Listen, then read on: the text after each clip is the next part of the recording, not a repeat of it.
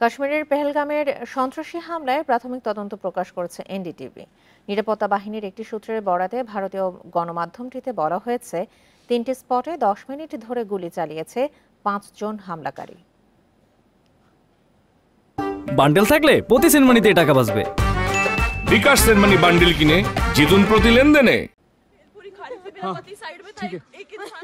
মঙ্গলবার স্থানীয় সময় দুপুর 1:50 প্রথম গুলি চলে। তবে ওই সময়েও হামলার ভয়াবহতা টের পাননি পেহেলগামের মিনি সুইজারল্যান্ড খ্যাত বৈশরণ উপত্যকায় ঘুরতে আসা পর্যটকরা। নিরাপত্তা বাহিনীর সূত্রের বরাতে এনডিটিভি বলছে, ওই সময়েও শিশুরা খেলছিল, বাবা মারা ভেলপুরি খাচ্ছিলেন, উপভোগ করছিলেন প্রাকৃতিক সৌন্দর্য।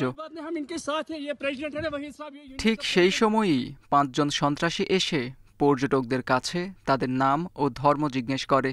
তারপরই চালানো হয় বর্বর হামলা। মাত্র 10 মিনিটে আনন্দ বদলে যায় বিষাদে। মারা যান 25 পর্যটক ও 1 কাশ্মীরি। প্রাণ ভিক্ষা চেয়েও কোনো লাভ হয়নি।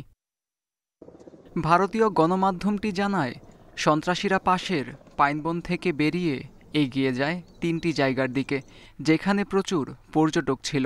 হামলাকারীদের হাতে ছিল রাইফেল, ছিল বডি ক্যামো। বেশিরভাগ ব্যক্তিকেই গুলি করা হয় মাথায়।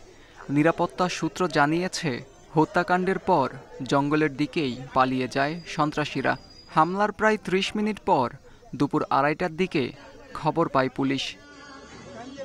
তবে দুর্গম পথ হওয়ায় ঘটনাস্থলে পৌঁছাতে পুলিশের সময় লাগে আধা ঘন্টা। আহতদের দাবি, দ্রুত সাহায্য পেলে অনেককেই হয়তো বাঁচানো যেত। আত্মজ রহমান, ইন্ডিপেন্ডেন্ট নিউজ।